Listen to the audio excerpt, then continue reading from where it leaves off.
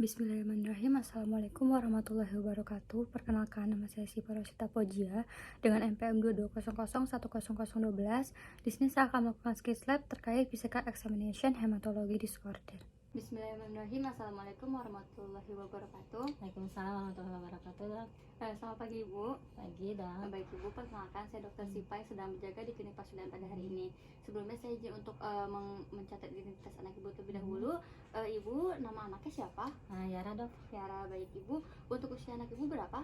12 tahun. 12 tahun. Untuk tempat tanggal lahirnya di mana Ibu? Di Karawang 27 Juni. 27 Juni. Baik, di Karawang. Baik Ibu, di sini anak Ibu akan melakukan pemeriksaan darah ya Ibu, untuk memeriksakan apakah ada kelainan darah atau tidak. Nanti anak Ibu akan diperiksa oleh saya, mungkin nanti akan ada sedikit rasa tidak nyaman, tapi semaksimal mungkin akan saya minimalisir rasa ketidaknyamanan tersebut. Apakah Ibu bersedia? Bersedia dok. Baik, nanti kita langsung melakukan pemeriksaan ya Ibu. Terima kasih Ibu. Terima kasih dok. Untuk selanjutnya kita cuci tangan terlebih dahulu sesuai dengan 6 langkah WHO. Tapi kita pastikan terlebih dahulu apakah kita sudah lepas semua aksesoris. Dan juga kita angkat baju dari tangan kita.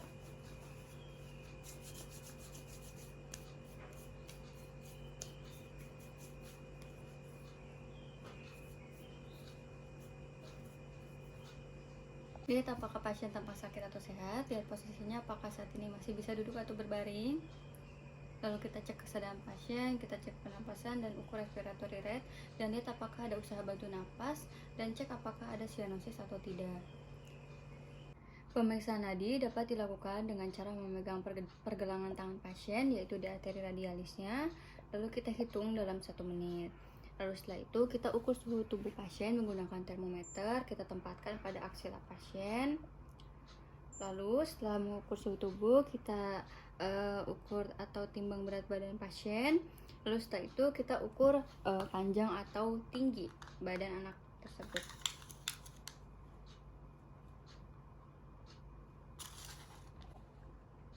Lihat di bagian wajah, apakah tampak gambaran facioskuler atau wajah seperti menonjol atau tidak. Lalu kita periksa rambut, apakah ada rambut kering atau rambut yang mudah dicabut. Biasanya itu muncul pada anemia defisiensi zat besi. Lalu kita periksa mata, periksa konjungtivanya, apakah tampak pucat atau tidak. Lalu apakah terdapat pendarahan pada konjungtiva, dan periksa apakah sklera tampak ikterik atau tidak. Lalu kita periksa hidung, apakah tampak epistaksis atau tidak. Kita periksa mulut, lihat apakah bibir tampak pucat atau tidak. Lihat apakah mukosa mulut tampak pucat atau tidak. Kita periksa lidah pasien, apakah halus dan merah yang merupakan tanda dari anemia megaloblastik. Lalu kita periksa apakah terdapat stomatitis angularis oral patch yang merupakan tanda dari oral kandidosis. Lalu kita periksa apakah ada tanda perdarahan di gusi, dan juga apakah terdapat hematemesis atau tidak. Selanjutnya untuk pemeriksaan limnode, kita periksa secara sistematis limnode mulai dari oksipital, postaurikular, anterior dan juga posterior, cervical parotis, maxillary, sublingual, axillary, dan ingual node. Lalu kita catat hasil pemeriksaan mulai dari ukuran, jumlah limnode yang teraba, bagaimana mobilitasnya, apakah ada nyeri tekan atau tidak, lalu bagaimana konsistensinya pada setiap limnode yang teraba. Selanjutnya kita ingatkan pasien untuk bersantai di tangan kita. Lalu kita menekan tangan kiri kita menekan menggunakan tangan kiri di bagian daerah hepar pasien. Lalu kita dapat merasakan apakah hepar pasien membesar atau tidak.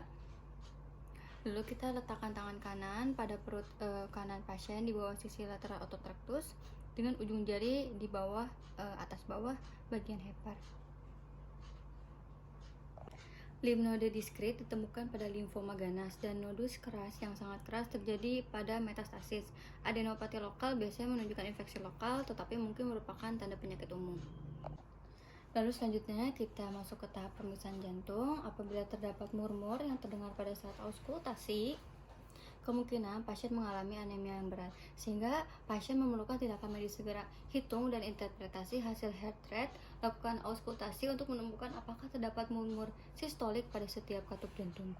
Pemeriksaan jantung dapat dilakukan dengan posisi duduk maupun berbaring. Untuk detak jantung normal bervariasi dari 70 hingga 170 detak per menit hingga 120 sampai 140 detak per menit segera setelah lahir.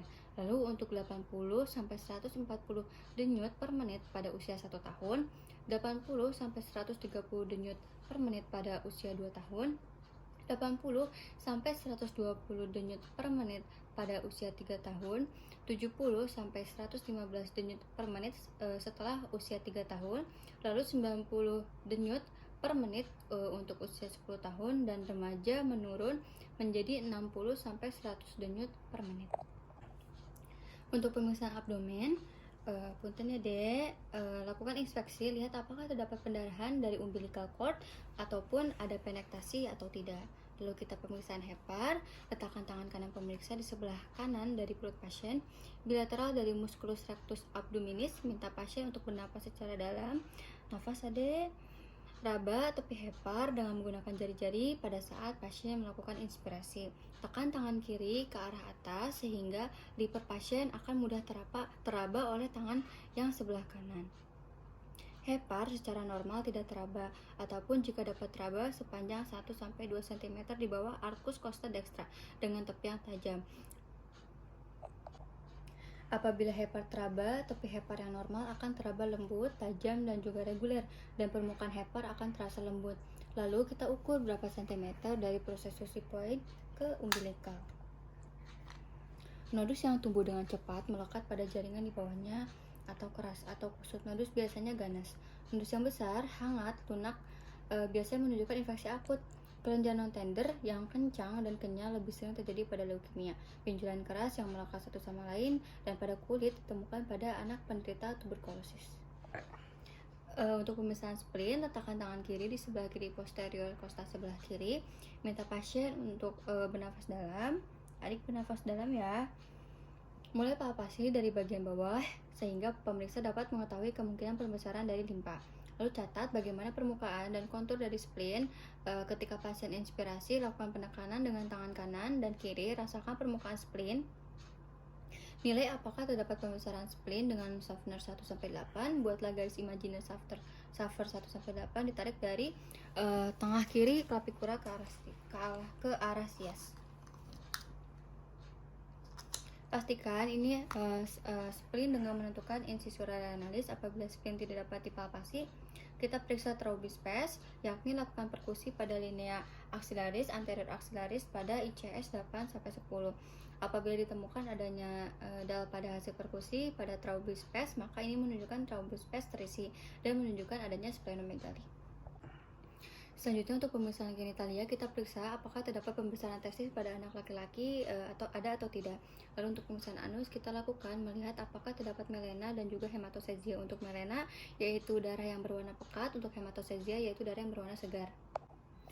Untuk pemeriksaan kuku, kita periksa kuku, nilai apakah ada pucat atau tidak, cyanosis atau tidak, apakah terdapat clubbing finger atau spoon nail. Kita periksa palmarnya atau telapak tangannya, apakah tampak pucat atau tidak. Lalu untuk pemeriksaan kulit, kita periksa sendi dan juga tulang, apakah terdapat hematrosis atau nyeri pada tulang. Untuk pemeriksaan kulit, melihat apakah tampak pucat atau keabuan yang merupakan tanda hemosiderosis. Kemudian nilai apakah kulit tampak kering, apakah terdapat purpura, peteki, ekimosis, dan hematoma. Baik ibu, dari hasil pemeriksaan fisik anak ibu, kemungkinan anak ibu mengalami anemia derajat ringan atau sedang yang dibuktikan dengan adanya pucat pada konjungtiva atau dari kantung matanya ya ibu, lalu di mukosa mulutnya yang tampak pucat, lalu kuku, telapak tangan, dan juga kulit yang terlihat pucat. Begitu ibu. Alhamdulillah ya bu, untuk pemeriksaan anak ibu sudah selesai. Terima kasih. Wassalamualaikum warahmatullahi wabarakatuh.